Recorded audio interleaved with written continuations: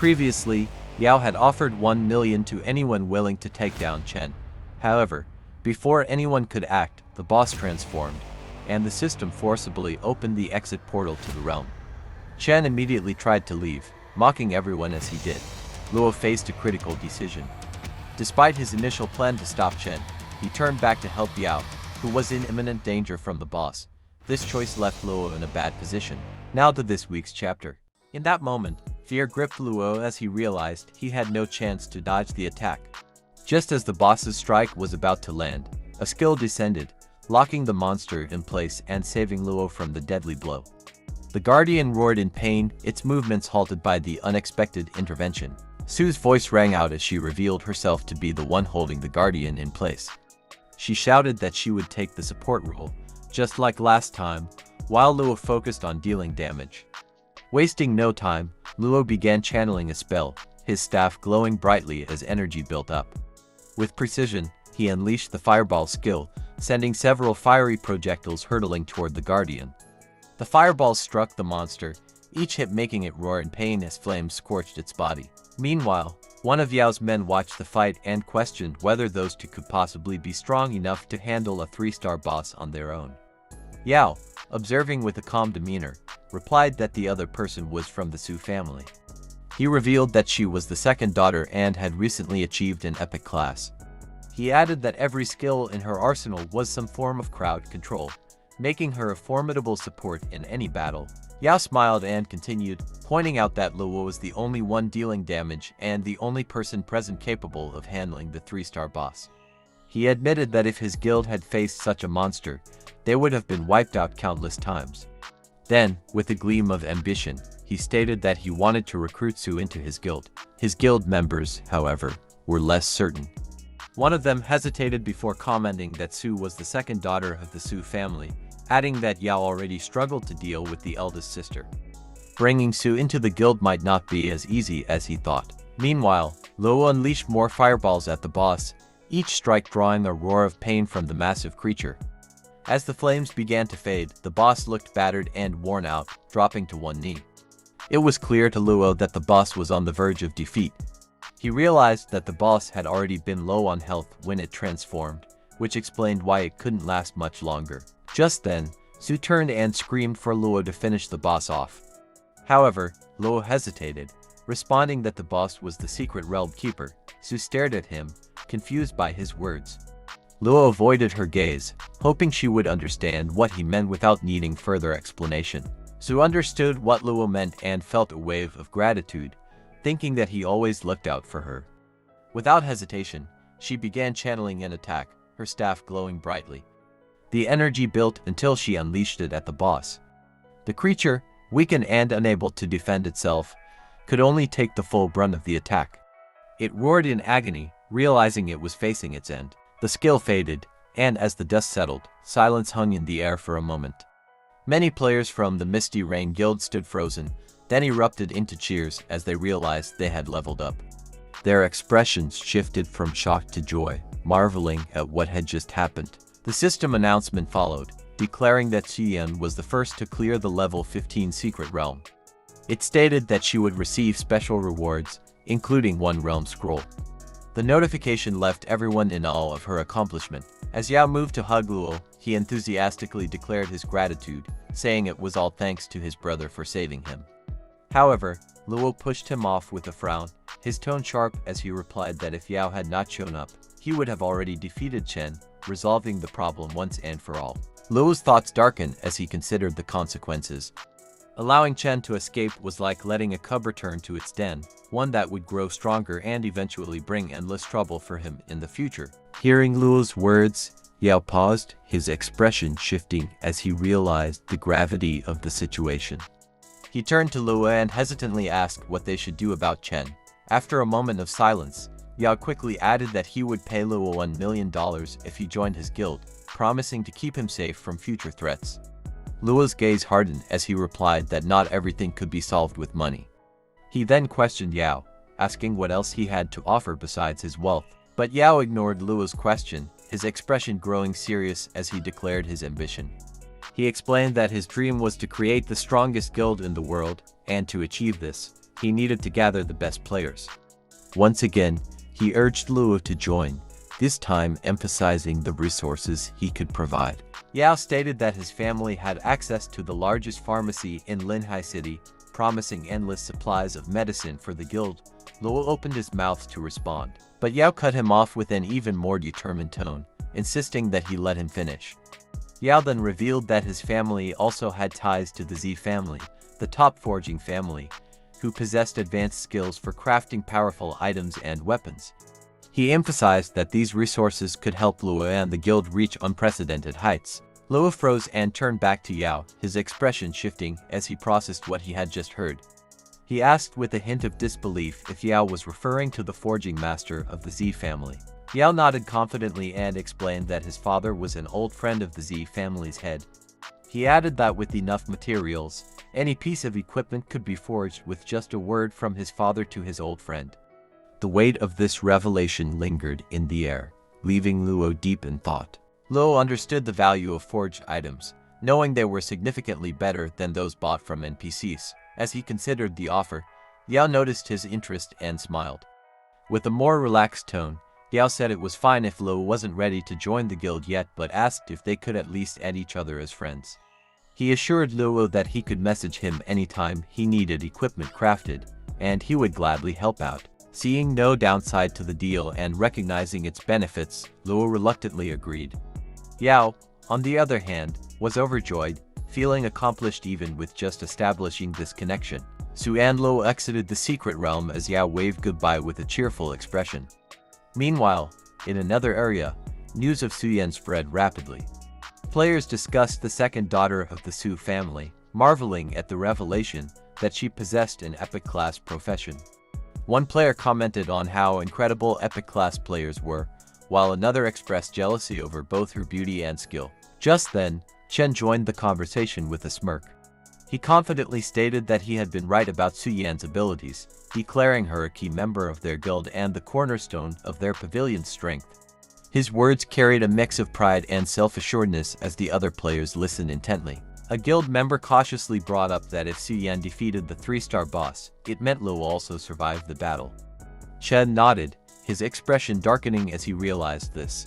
He admitted that he had underestimated Luo, especially after setting a trap in the secret realm meant to finish him off. Frustration flashed across his face as he vowed to settle the score with Luo. Another guild member hesitated before pointing out that Luo's strength was overwhelming and that he was backed by the Supreme Guild, making him a formidable opponent. Chen stood abruptly, a sinister grin spreading across his face as he declared that they wouldn't need to handle Luo themselves. Confused, the guild member asked what he meant. Chen's smile widened as he explained. He reminded them about a group of veteran players who had been stuck in the third world last year and mentioned that their levels were easily over 30. He added with confidence that these seasoned players wouldn't ignore the reputation of his family. With an air of malice, Chen concluded that the third world would be Luo's undoing, his voice carrying the promise of a carefully laid plan. Meanwhile, deep in the forest, Su turned to Luo and asked if he saw her as his enemy, pointing out that it was Chen who had wronged him, not her. Luo glanced back at her and replied firmly that his focus was on the person who caused him trouble, Chen Jun and Chen Jun alone. However, he added with a calm yet sharp tone that if her pavilion decided to side with Chen, he wouldn't mind having more opponents to deal with. Su quickly stopped him and reassured him. She swore that she wouldn't help Chen and admitted that she wasn't a fan of his either.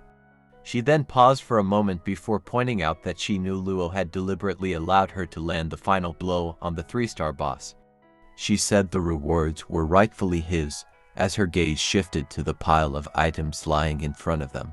Luo looked down at the pile of items with a smile, feeling the rush of anticipation, as some of them would undoubtedly improve his strength. He gathered the items, his mind already turning to how he could use them to his advantage. However, before he could focus further, a sudden announcement echoed through the air. The system's voice rang out, warning that a zombie wave would invade in 30 minutes. The zombies were level 15, and everyone was urged to prepare to defend the city. Su turned to Luo, commenting that the zombies were coming. Luo, however, just smiled, his thoughts already elsewhere. He realized that with this event, he was one step closer to entering the third world, something he had been working toward. Su, noticing his calm, suggested they hurry back to prepare for the upcoming invasion. But before they could make any moves, something caught Luo's eye. A person dashed past Su, screaming his name. Luo turned to see his ex-girlfriend, her face pale with panic. Without warning, she rushed toward him, grabbing his arm. "I was wrong, Luo," she cried out, her voice trembling with fear and desperation. Luo looked at Lin with a mix of confusion and frustration. He asked her what she meant, and Lin took a step back, unsure of how to continue. After a moment, she lowered her gaze and spoke, revealing that Yao had rejected her.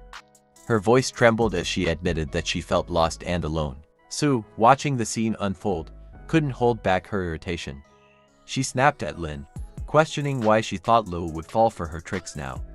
She thought about how much effort she'd put into getting close to Luo and couldn't understand why Lin would think she had any chance. Ignoring Su's words, Lin reached out and placed her hand on Luo's chest. She confessed that she had been bothered by the fact that Luo had no wealth in the past. But now, seeing how far he had come, with his bright future ahead, she began to beg him to take her back. She promised there would be no more arguments, that she would make him happy this time. Luo smiled with a look that said, "You think I am dumb," and let out a small laugh. Su, on the other hand, was shocked by Lin's actions and couldn't help but comment on how shameless it was for Lin to come running back to Luo after she had dumped him. Suddenly, a massive noise echoed from the forest, grabbing everyone's attention. Lin quickly commented that the zombie wave was coming and there was no time to prepare. Su, feeling confident, screamed that she was lucky to have taken the time to recover while Luo had been talking to Yao and stated that she was ready to face the challenge. Luo, with a serious expression, turned to Lin and spoke sharply. He said that she had claimed he had a bright future, but questioned if, in her place, she would even give him a second look. He then asked why he should want someone like her and told her to get lost. Lin was shocked by Luo's words, her eyes wide in disbelief.